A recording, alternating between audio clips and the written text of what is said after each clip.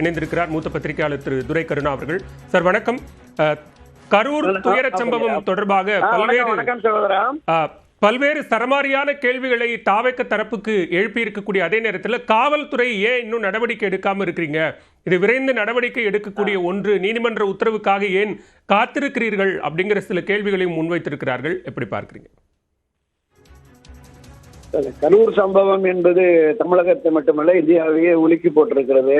ஒரு மிகப்பெரிய சோக நிகழ்வு.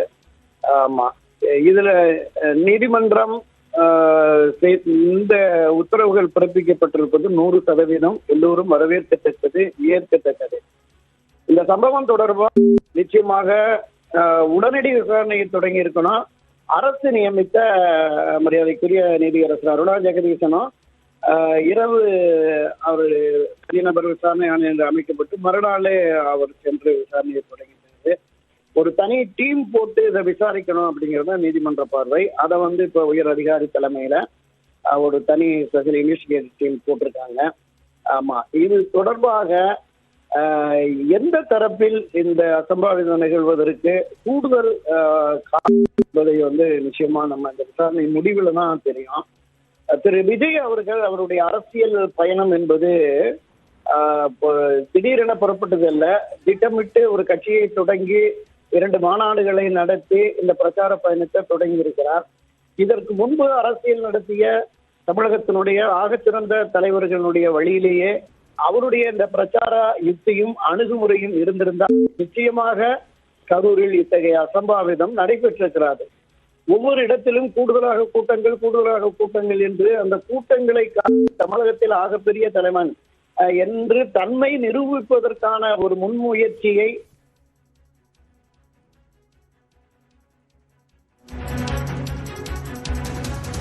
தொடர்ந்து பேசலாம். துரை கருணா இணைப்பில் கருத்துக்களை தவறான நிச்சயமாக அவர்கள் இதை தவறா வழி நடத்தி கொண்டு போயிட்டாங்களோ அப்படிங்கிற மாதிரி தான் தெரியுது. எனவே நீதிமன்றம் இந்த வழிகாட்டு நெறிமுறைகளை அரசுக்கும் விஜய் தரப்புக்கும் கொடுத்திருப்பது என்பது எல்லோரும் வரவேற்கக்கூடிய ஒரு அம்சமாக தான் பார்க்கலாம் சகோதரா. அதே நேரத்தில் தங்களுடைய முன்ஜாமீன் மனு மீதான விசாரணையில பொதுச் செயலாளர் ஆனந்த் மற்றும் நிர்மல்குமார் தரப்பு இதுல நாங்க எப்படி பொறுப்பேற்க முடியும், இது மாவட்ட செயலாளர் பொறுப்பு அப்படிங்கிற வகையில் பொறுப்பை தட்டி கழிக்க வகையில் தங்களுடைய வாதங்களை பதிவு செய்திருக்கிறார்கள். மறுபுறம் சென்னை உயர்நீதிமன்றத்தில் நீதிபதி செந்தில்குமார் அவர்கள் இது விஜய்க்கு தாவேக்க தலைவர் விஜய்க்கு தலைமைத்துவ பண்பு இல்லாததைத்தான் காட்டுகிறது அப்படிங்கிற ஒன்றையும் பதிவு செய்திருக்கிறார். இது எப்படி பார்க்க? இல்ல, 100% இது சரியான உண்மையான கருத்து. ஒரு அரசியல் கட்சியை வழிநடத்துகிறவர்கள் இதை பொறுப்பை தட்டி கழிப்பது என்பது நிச்சயமா ஏற்கத்தக்கது அல்ல. இவ்வளவு பெரிய ஒரு கூட்டம், காவல்துறை சொல்லியிருக்காங்க, அங்க ஏற்கனவே மிதமிஞ்சிய நெருக்கடி இருக்கிறது, கட்டுக்கடங்காத கூட்டம், அது கட்டுப்பாடற்ற கூட்டங்கிற மாதிரி எல்லாம் சொல்லி ஒரு 500 மீட்டருக்கு இடையிலேயே அதை நிறுத்தி பேசிருங்க அப்படின்னு சொல்ற போது அவர் ஏற்கலை அப்படிங்கிறாங்க. வழிநடுக கூட்டம் இன்னும் அதிகரிக்க வேண்டும் என்கிற கருத்தாக்கத்தின் அடிப்படையில தொடர்ந்து தாமதித்தும் வந்ததாகவும் சொல்றாங்க. திரு விஜய் அவர்கள் கூட அந்த 500 மீட்டர்ல பேசலாங்கிற போது புஷியானந்தும் அவர் பேர் என்ன ஆதவ அர்ஜுனா இவங்க தான் இல்ல, போலீஸ் எங்களுக்கு குறித்த பாயிண்ட்டுக்கு நாங்க போயிடுறோம் அப்படின்னு சொல்லி போனாங்க அப்படிங்கிற மாதிரியும் தகவல்கள் இருக்கிறது. எனவே இதுல எங்களுக்கு இல்ல தலைவர் தான் பொறுப்பு அப்படின்னு சொல்றது என்பது கட்சியினரை காட்டி கொடுக்கும் ஒரு செயல் அப்படிங்கறதான் பாக்குறேன்.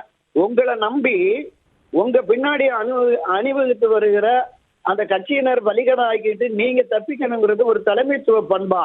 திரு விஜய் அவர்களுக்கும் புஷி ஆனந்த் அவர்களுக்கும் மற்றும் உள்ள அந்த வியூக வகுப்பாளர்கள் அவங்கள 2ஆம் கட்ட தலைவர்கள் கூட சொல்ல முடியாது. ஏன்னா விஜயனுடைய தமிழக வெற்றி கழகம் இன்னும் ஒரு அரசியல் அமைப்பாக பக்குவப்படவில்லை.